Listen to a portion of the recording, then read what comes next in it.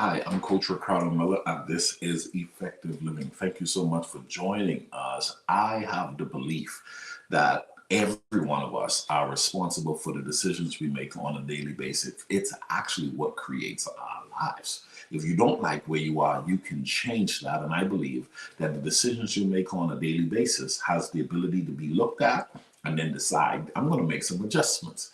Well, when it comes to relationships and what is it that's ruining most of our relationships, I wanted to talk about those things. And so there are so many different things. I wrote down something: incompatibility, jealousy, dishonesty, and betrayal oftentimes are the ones that we hear a lot of people talk about. But I don't want to talk about those particular ones because incompatibility is real, jealousy is real, dishonesty is real, and oh my goodness, to have to deal with betrayal. Nobody wants to deal with betrayal, but it is real. Okay, it is real. And so, what we're going to dive into today, though, is practical things that you need to look at that can ruin a good relationship. Yep, you felt as though you were in love. You felt as though that you were heading in the right direction, and only to discover after a while things started to change. And that's because a lot of times we're not paying attention. We're not paying attention to little small things that really does matter. Okay, so put on that notification bell, subscribe to this channel, and remind yourself that, you know what, Effective Living Life Management Agency exists for me. It's providing practical content that is going to help me to organize certain elements of my life. And so today we're going to dive into 7 behaviors that ruins relationship. It's been a good relationship up to this point, but things are going the wrong way. What could be causing a good relationship to go bad? I want to talk about those things. Number one, I found this to be interesting. In my studies, I started to do some studies, and I found this to be very interesting. Number one, spending too much time together. Oh my goodness. Oh, coach, you can't be saying that. Oh no, doesn't sound right. Spending too much time together? Yes.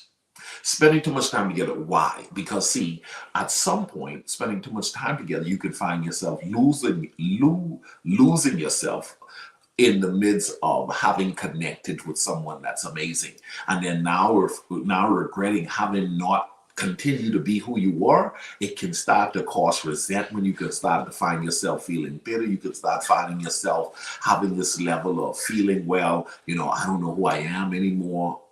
Really, the truth of the matter is, when you find a great relationship, the great relationship shouldn't be something that causes you to lose all other relationships.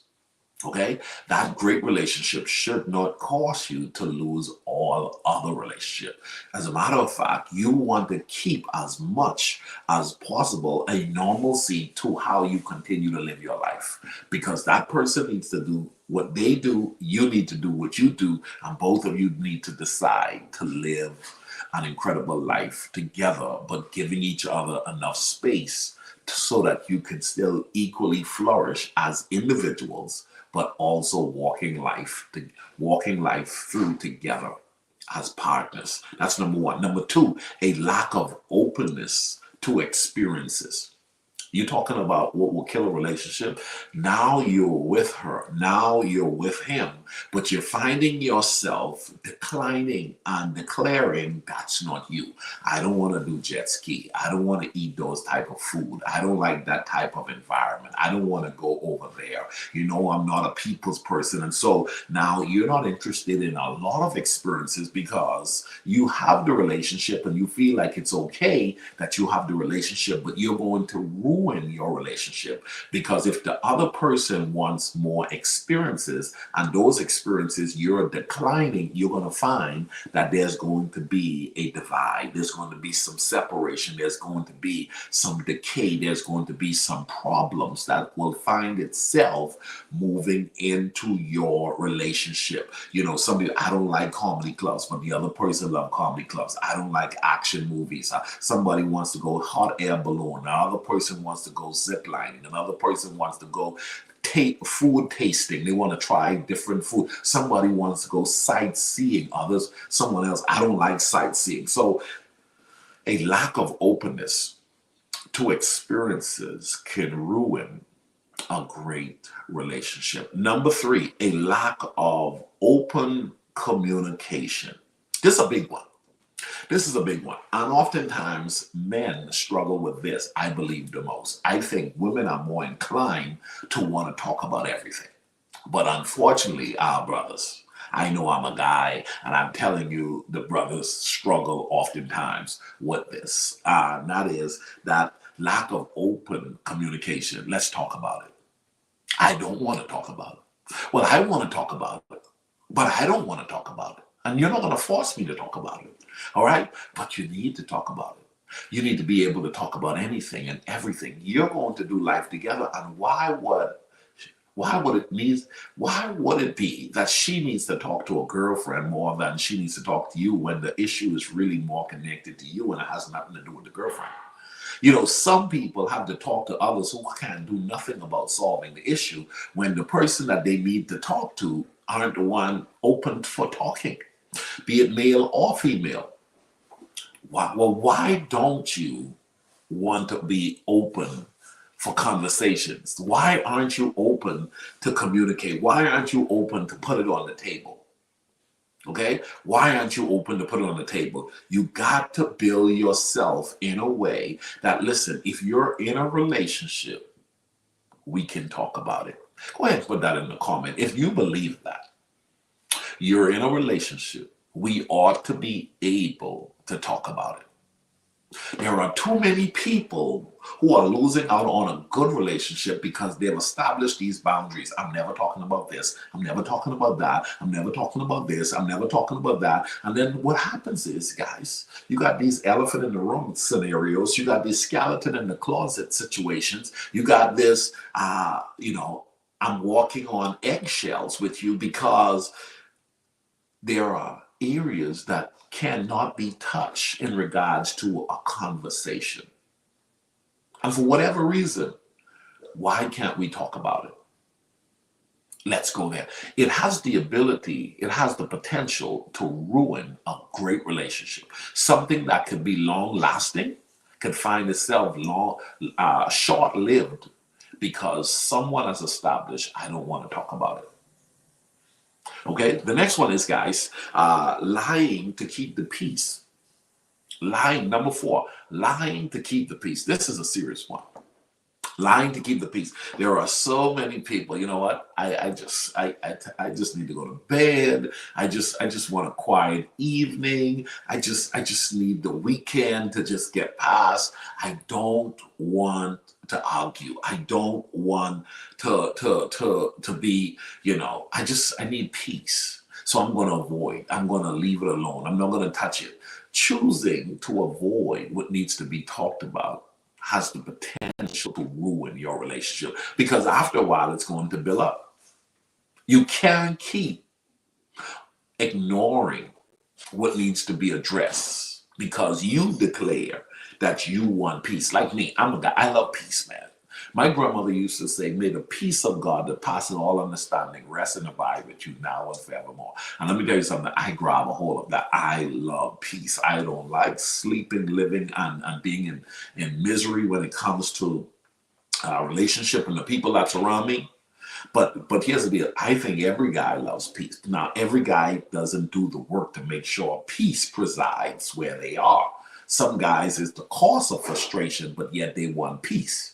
Okay, guys? And so you got to change your behavior and you have to decide to do right because if you want peace, you got to make sure that you're supporting that whole environment with the behavior that's conducive for peace. Okay?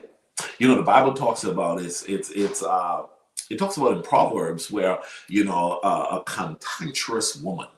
I mean, a woman who is grieved, aggravated, frustrated, it's better to sleep on the housetop than to be in the house with, I guess I would paraphrase, an angry woman, a dissatisfied woman, a woman who is upset.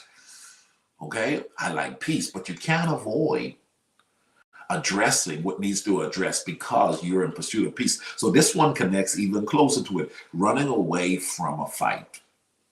I'm not fighting with you.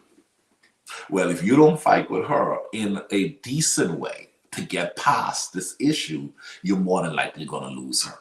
You're more than likely going to lose him. I don't fight. I don't quarrel. I don't go in. As a matter of fact, I'm into avoidance and I'm into leaving and I'm choosing to do something completely different because I don't have time to fight with anybody. Well, to some degree, you have to understand two people coming together, it's bringing a negative part of the battery and a positive part of the battery, and two of them together brings forth an amazing energy and can give you both a life that you dreamt of.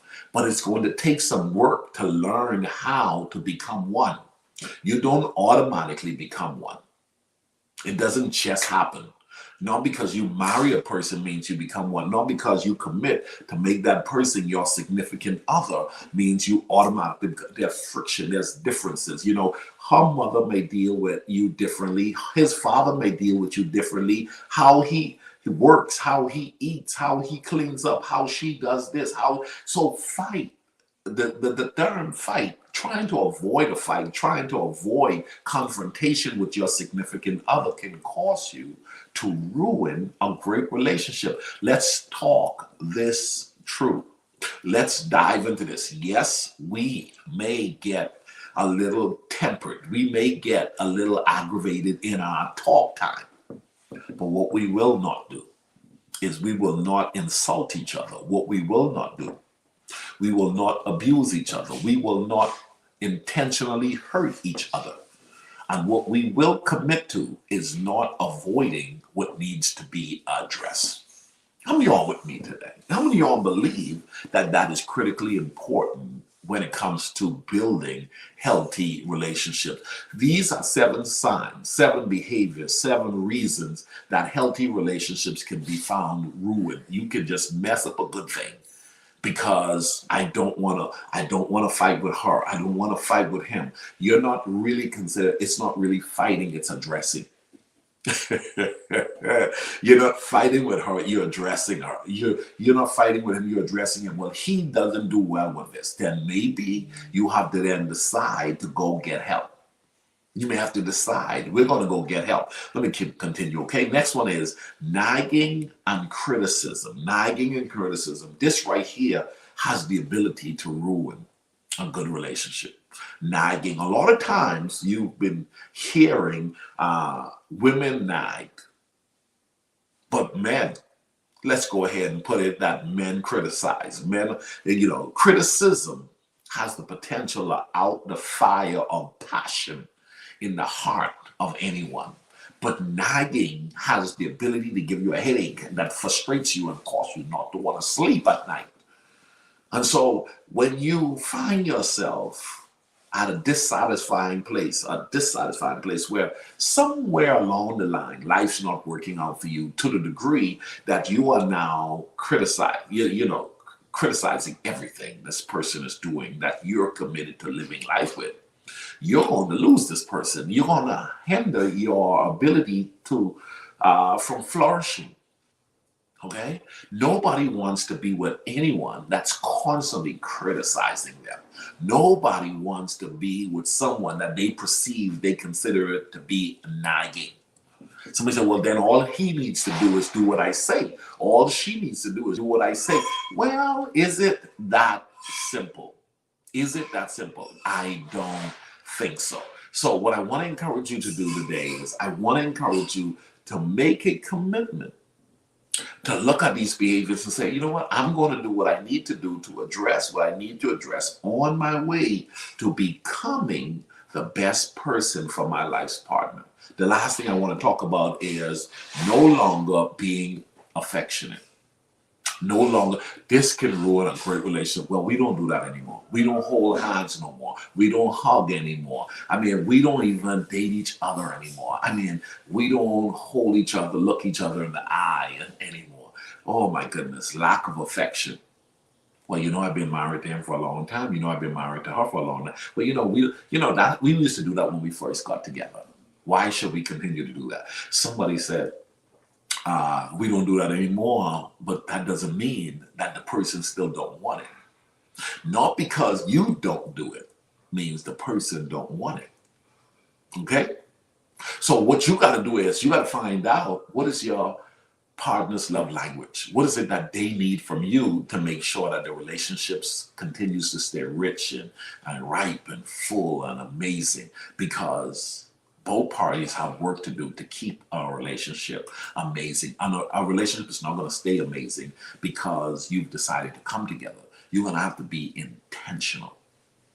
You're going to have to be very, very intentional. So tell me which one of these stood out to you the most. Which one would you be honest to say was a struggle for you? One that you find yourself having to work on.